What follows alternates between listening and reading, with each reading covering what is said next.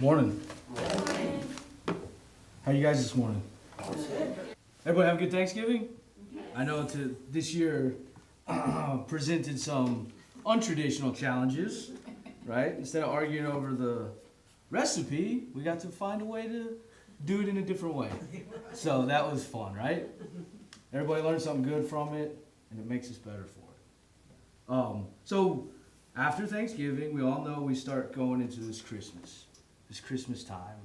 It means a lot of things for many different people. We as Christians, we are celebrating the birth of Jesus the Christ. So that is the foundation of this time of the year. Also, as Christians, we really celebrate, honor, and the birth of Jesus and the death of Jesus. We make big deals out of those two things as Christians. We can agree to that. Christmas and Easter are huge, seismic events for us as a community of people with a certain belief system. Those events, in reality, are huge and seismic, energetically, spiritually. The actual event of Jesus being born is a grand, energetic experience for the world. But we kind of like, as humans, to honor births and deaths. We like to honor births and deaths, even of our own family, of our people surrounding us. And I was trying to think of why is that? Okay, yeah, they're both big deals. But just like when Jesus' birth and death, we have births and deaths that come. Children, grandparents, we've been through all of them, right? And it really dawned on me that those two moments in our physical existence are when we are closest to God. The veil is thin. Like Jesus came down and totally thinned the veil as far as our humanity. But even when we are born, we are connected.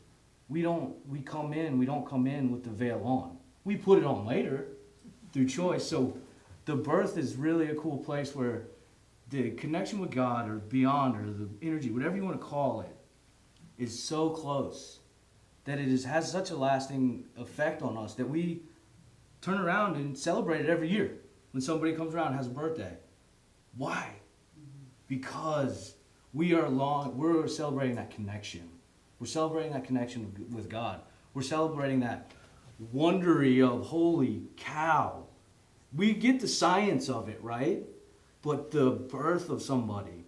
And we do the same thing with the death. That's another moment where the veil for us personally is starting to lift off of our eyes and we're starting to think about beyond this world, beyond this life. So it's a big connection. So we really kind of like to memorialize these events. We are memorializing our connection with God through an event on some level. Does that make sense? So we're doing that in our worlds, and Jesus, the Christ, comes and is born on Christmas Day, right? I'm not going to argue. We don't need to pull out a calendar. The fact is, he's born on this earth. And the magnitude of his spirit coming into a body and creating a journey for us to learn brotherhood and love and to get in touch with our divinity, on our personal divinity, was such a large event. We really can't explain it. I can't put words to it, the power, because I don't even know. We don't know. But we do know that the veil was thinned. Our ability to see God became easier. For them, back in the day, you had to go through a priest and all that stuff. Jesus' presence allowed us to be divine ourselves. So that birth, that Christmas, what we've agreed to celebrate together is a super powerful thing, right? So we're thinning the veil, Jesus is born.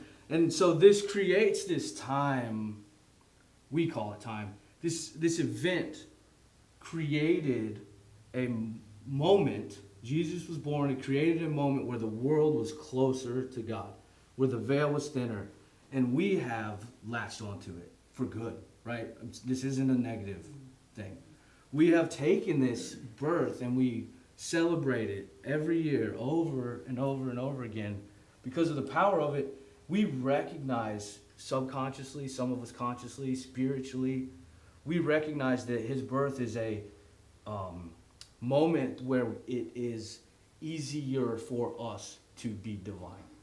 Because the veil is still thin at this time of year, every year, because of Jesus. Because of the birth, because of the magnitude that happened. So we like that, right? But we kind of added on to it, thrown our little humanistic stuff into it. We make it about presence, and those are all good things. But we have taken Jesus' birth and created a time in our calendar year, created a time where love, brotherhood, and our divinity can be nurtured and sustained. We have created a time in the calendar year where we get to go outside and see our brothers for who they are. We get to adopt a family and help somebody do something. And it manifests itself in many ways and all on personal levels. But the food drives, all the stuff that we do as a society to help each other out, it is so easy for us to do at Christmas, at this Christmas time. And it's easy for us because energetically, we know in our spirits that this time of year, we are closer to God. The veil is lifted. The rest of the year is the rest of the year. We've gotten this time down. I'm saying, pat yourselves on the back. Let's enjoy it now while we got it in front of us. Because we're day one into a month-long thing where we can share our brotherhood and love with each other. So we have this supportive time. Jesus' birth, this supportive time that we've nurtured and kept going to allow us to love each other and be divine. And we do that by turning our lights on. We turn our lights on around Christmas time, whether we know it or not. And yes, and the cynic and all of you guys can give me somebody example that hates Christmas or blah, blah, blah. But as a whole, as a Christian whole society that we live in, our reality is the reality is lifted, is brightened, the energy is lighter.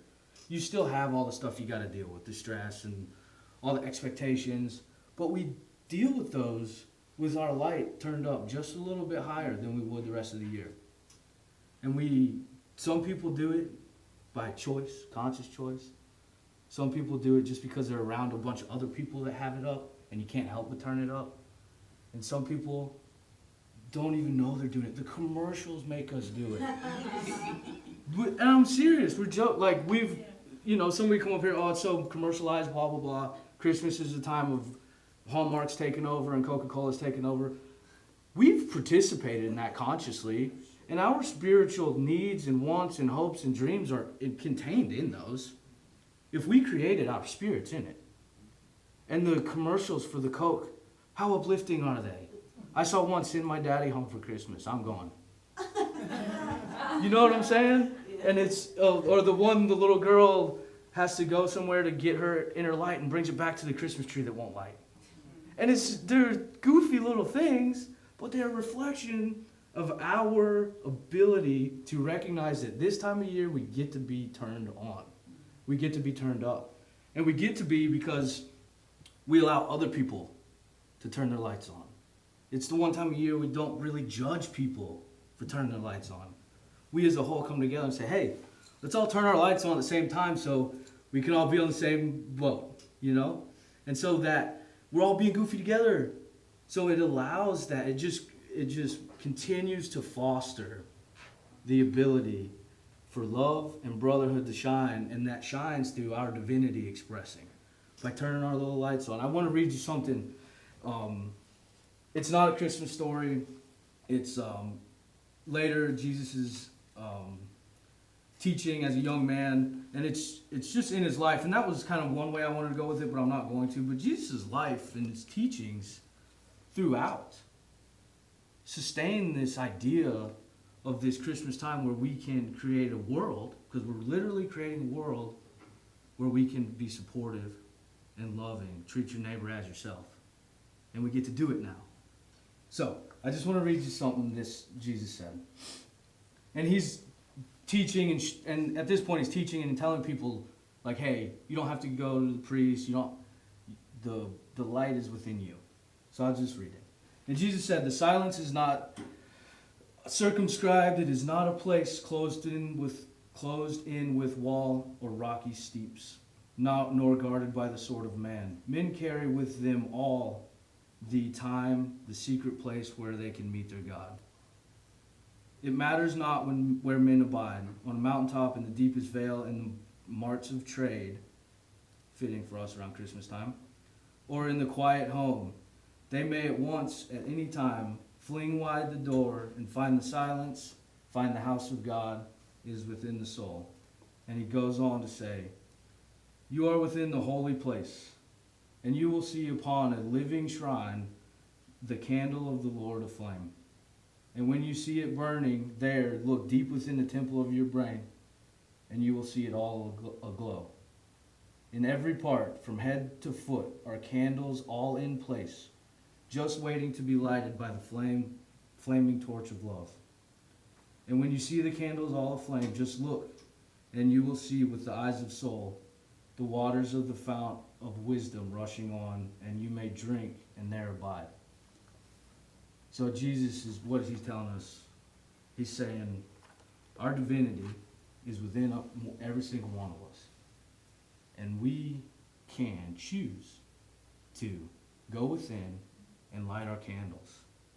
And when we light our candles, the wisdom flows, the brotherhood reigns, love guides.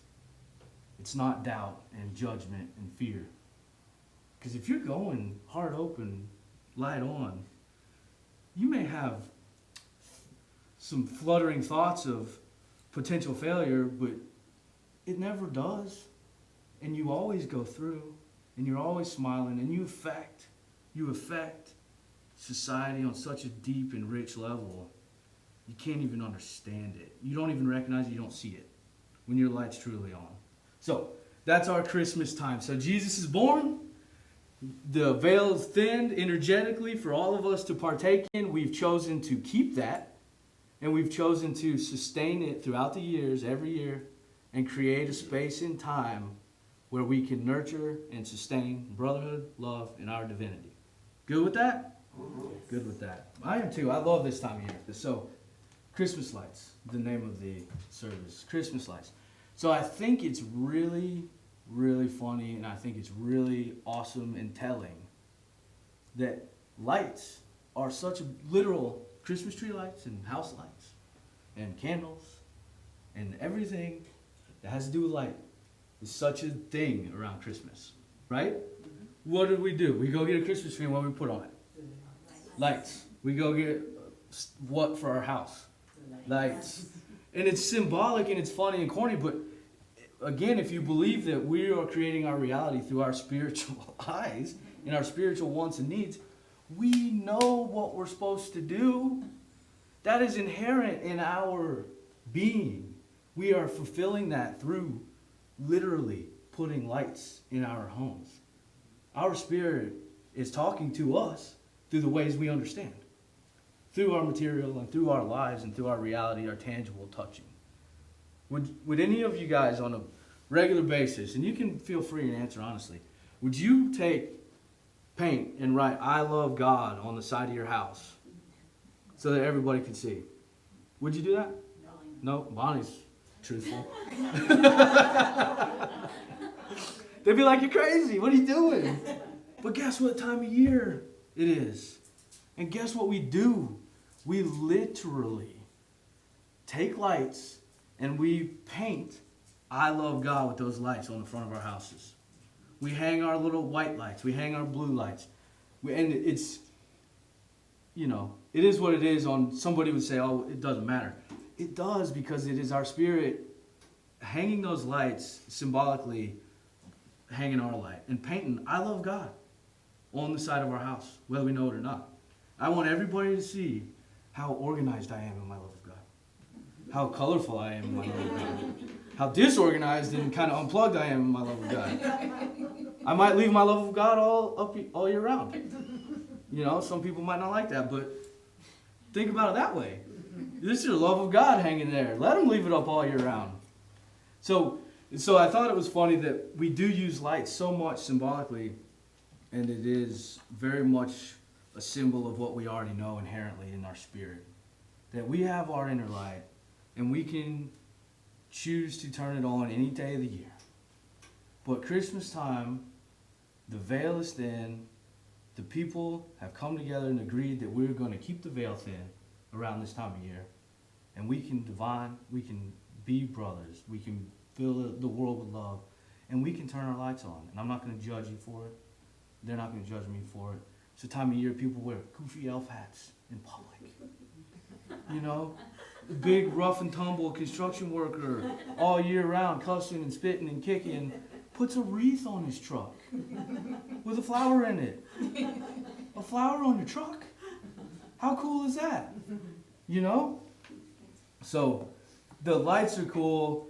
The time of year is cool. We choose to turn our lights on.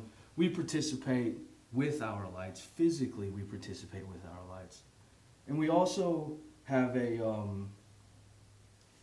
time. It creates also a time of, if we're all in it together and we're all turning our lights on and we're all participating with the idea of brotherhood first, we create a time where we are allowed to, where we feel free individually to ask for and expect greater. When I was a little kid, and a lot of this is easy, the easy correlation is presents, right? Gift giving, because that's one of our traditions. I love it. You know, it's going to be my thing for the rest of my life because I love it. But it's a time of year where we're all in it together, we're all turned on, and we all are our ability of our vision to go to a higher level is there.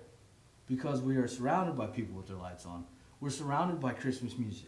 We're surrounded by all of this stuff that facilitates that. So when I was growing up, I was always taken care of, food on the table. I mean, we had enough money. It wasn't a big deal. But I knew if I wanted something bigger, or if I wanted something that was not necessarily needed and or it cost more money, I knew Christmas time. Well, Christmas time I can ask for it. And it's a two-way street there, you know. We limit ourselves consciously throughout the year, but the positive is Christmas time. I can ask for it. I can receive greater. I can be supplied by God at Christmas time. And I can do that because my parents' lights are on. They're not thinking about lack. My light's on. I'm not thinking being baby. You know, we have agreed to allow this time to be for us to look up past our stuff, past our strife and troubles and all that stuff, and expect greater, expect more. So, you know, Christmas time came around, I'd have a list. I had a budget, and it was very clearly expressed what that number was. But within that number, I dreamed. I dreamed, and I was excited. And as a little kid, you know, I hope all you guys can remember sleepless nights the night before. You know, because that excitement is, yeah, it's for the doll, or it's for the PlayStation, it's for the gift, the material, but it's representative of our ability to receive greater at this time of year, our ability to ask for greater, our ability to love each other greater, our ability to love ourselves greater. It's all symbolic of the birth of Jesus changed the world energetically, changed our world for sure, energetically. And it's, you know, big presents, small presents, presents are presents. The turning your light on is the biggest thing. The conscious participation in this Christmas time, where we're still in November. We're day one of Christmas time. the conscious participation of actually turning our light on is so powerful. And we do that in many ways, through many things. So I was thinking about, I always I have a different outlook, and I'm like, man, I get in my humanistic voice. Why can't we just do this all year round? Or why is it taking us so long? Or why is the world the way it is? Why are we dealing with all this stuff still that we thought was resolved in the 60s and 70s? And it's coming back around. Or why are we still dealing with this disease that feeds on us and fear? And why haven't we risen above all that stuff? Why can't we have Christmas all year round? That's not where I'm going with this. Because we can't have it all year round if we don't have it every day while it's here. And we need to get up, and we need to, December 1st, have it every day. Turn your light on, consciously turn your light on, and go participate with your human brothers. And with love and brotherhood, with your divinity leading the way. That's Christmas. That's Jesus. That's Jesus' birth, life, and death. Turn your light on, go love the world. It's as simple as that. Don't judge them. Don't be like them. Don't do you. So, that's the big thing today. And I like the one that I was talking and trying to prep and doing all this stuff. And the two stories. Yesterday, we were over at, or not yesterday, Friday, we went over to Amber's grandparents. Their whole thing is the day after Thanksgiving, people come over and decorate her house. Because there's a lot. There's enough work for about 4 people. She's thinning it out too, which is good. But, so the other day, this is a goofy story. The other day, last Friday, we were there, and she has one of these plastic, trees with the lights that are built into it, and then you put it up in sections. And we had just showed up. We didn't put it up, but the top section of the tree wasn't lighting. So we're messing around, and I'm just kind of standing there, and we just gotten there. Her Uncle Dave, it's me and one of her cousins and another guy over there, and we're going through all the lights. Where's the bulb? Where's the bulb? We can't find the bulb. And we're struggling for about 10 minutes. We walk away, and her Uncle Dave walks over there and just touches it. And the tree lights up. And Amber, that's your inner light across the room. That's your Christmas spark. You got the Christmas spark already. And it was goofy, and it was a minor thing, but the recognition, just Amber's saying that, clicks that button over. Man, I do have an inner light. Yes, maybe I might have to electrical tape it too. But the instant recognition of Amber saying that was awesome because it's true. It's true. Yeah, we still need electrical tape sometime. But if we don't believe we got it, the electrical tape's not going to do anything. That's true. So we're at a stage where we still need the electrical tape every once in a while. But we know we got it. And this is the time of year where we're allowed to believe that we have it. And we are allowed to, as a society, ask for more and expect other people to turn their lights on. The rest of the time of the year, we're allowed to make money and work hard and try to find God in places we can. At InnerQuest, we don't do that. We manifest and we try to live Christmas all year round. But we're starting this time, and I'm doing the first service of the month, and I really just wanted to kick off the thought that we are allowed to express right now. Let's go do it. And one other thing, I was talking with Cindy, trying to get ready, and she's like, "What? Do you have any childhood memories or anything you can share that would support this?" And I'm going, "Yeah, I mean the one where I can ask for more and ask for greater." And so I was thinking about it, and the one thing you guys know me. My inner child's not too far away. So I still get stirred around Christmas time about the fun stuff. I still enjoy, I haven't lost touch of enjoying those things that you would enjoy as a kid. And and so that's easier for me. But the lasting memories and feels I get around Christmas are when we do go out on Black Friday. Even we're shopping for goofy little stuff that's temporary, that's gonna fail, and it's gonna leave our lives, and it's not gonna provide us. Well, it will if we're buying it properly, provide us some growth. But when I'm out there with everybody, and the music's going, and the people are jammed up in the corner because there's too many people. We're not experiencing it so much this year. Amazon's loving that. So just being in the people is the lasting experience. That if you asked me to go back and do a dissertation on my Christmas experience and what is the most rewarding thing, it would be those moments where we're in the mall, sitting there, eating a honey bun, just sitting and watching people. And because the energy of their lights being on takes that mall and raises it up. And it's just fun to be in. And I get a lot of that here. We get a lot of that here on Sundays every week. Everybody's lights on. But at Christmas time, we get it everywhere else. We get it at the gas station. We get it on our commercials. We get it on our TV shows. We get it everywhere else. We're being fed, we're being reminded, and we're being participatory in our light shining this time of year. So I would say, don't worry about January 1. Let that be what it's going to be. Because it won't ever be what we want it to be if we can't make December, Christmas time, every day.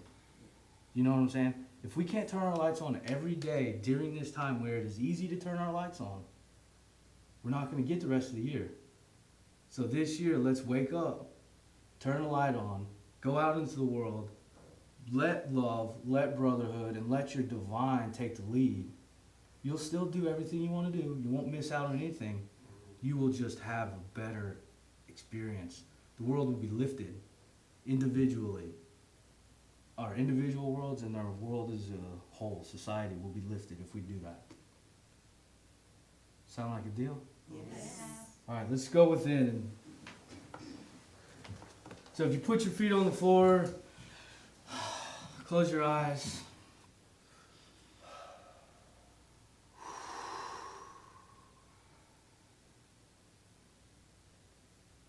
Father, Mother, God, we ask that our divinity be called to the forefront. We ask that our higher self descend fully within our body.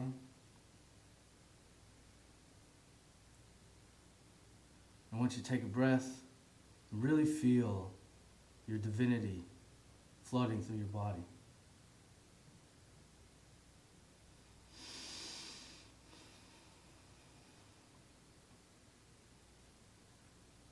Now I want you to visualize a mode of transportation. You choose it. Visualize if it's decorated, what color is it? I want you to get in that mode of transportation. And we're going to go up. We're not going to go out. We're going to go up. Up, noticing the clouds part. Up into the light. Whatever color this light is. Up into the divine. The heaven on earth within ourselves. Whatever your heaven, your space looks like, your divinity looks like. Let it be.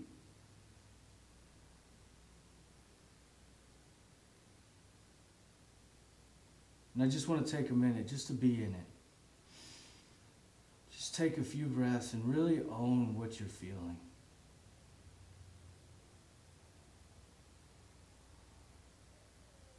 This is where God is. This is within me. This is my divine.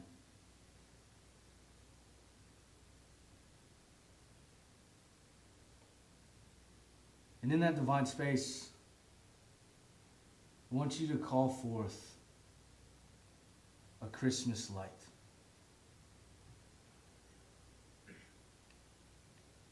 whatever color, whatever shape, size, vibration I want you to call forth, and ask God to provide you with a personal Christmas light.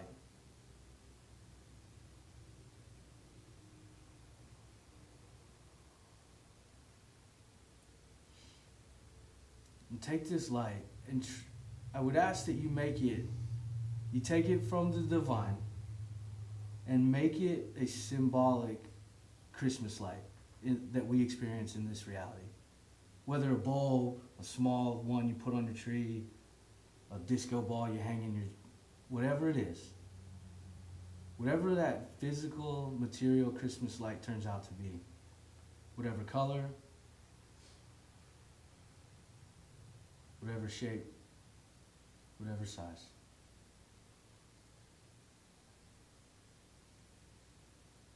This is your Christmas light. This is your Christmas light that includes your material world. It includes your reality, your past, your present, and your future. And it is going to be your light that you can carry through this Christmas time. And you can turn it on and turn it off whenever you choose. So be proud of it. Hold it with pride and love. Knowing this is the key. Turning this thing on is the key to love and brotherhood. All right, now I want to take that Christmas light you got, and I want you to plant it. Either plant it in the garden, or plant it on the ground, or plant it back into your heart.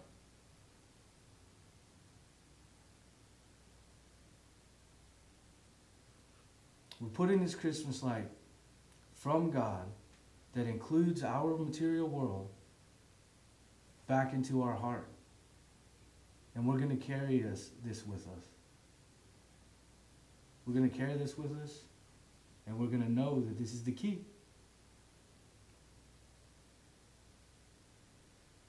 God, I thank you for this opportunity to express my love openly and freely. In this world that we've created, in this time on the calendar that we've created, that our world allows us to do that. And we're going to go forth with our Christmas light, shining bright every step of the way. So if you got your light back in your heart, you got your divinity set and ready to go inside that light, we're going to come back down. We're going to come back down into our vehicle, down through the clouds, softly, slowly landing back in our reality, our physical world. And yes, we're always connected with God. We can always go within. But we now have our Christmas light to go with us. And we have it now in the world. The peace from God participating in the world. God, we give thanks for this opportunity. And we give thanks that we have this time to love each other. And we look forward to turning our lights on. So it is. So, I hope you got a good light. Everybody did? Yes. It's kind of hard to make it physical light? Was that easy for everybody? Good. So if it were a Tuesday night or a what we believe or metaphysics class, more experiential, I'd tell you to go home and get markers out and colored pencils and draw your light. Stick it on your mirror when you're brushing your teeth and look at that light. And you can take it down January 1. And then you can choose after that. But right now, it's our time. We've agreed upon it. Jesus has set the stage. And we have an entire month of being able to turn our lights on and allow love and brotherhood and our divinity to lead the way. I'm going to leave you one last thing. I'm going to read this. This is written in the newsletter, I don't know, 2013, I think. So I'll just read this for you and end you with that. As I move from boyhood into manhood, regretfully aware of the numerous opportunities that I have taken to retard that growth, I realize that my views on Christmas have changed. No longer is the night before spent tossing and turning in bed, seemingly never to fall asleep because of endless thoughts racing through my mind, solely based on the items under the tree. No longer is my main goal to tear through the brightly colored paper to unveil a present which has been hidden in a bigger box to disguise the fact that I already know what it is because I was there when it was purchased. No longer is Christmas just about red and green or an overweight bearded man full of joy and maybe a few too many cookies. Christmas has become immensely more important to me because I have finally found the real gifts of the season. The opportunity I have to express the Christ with my family, even if it's only for a few hours, has become the present that I now lose sleep over. The tiniest glimpse I get to see of people's true being while they're softly singing Silent Night, flame dancing in their face.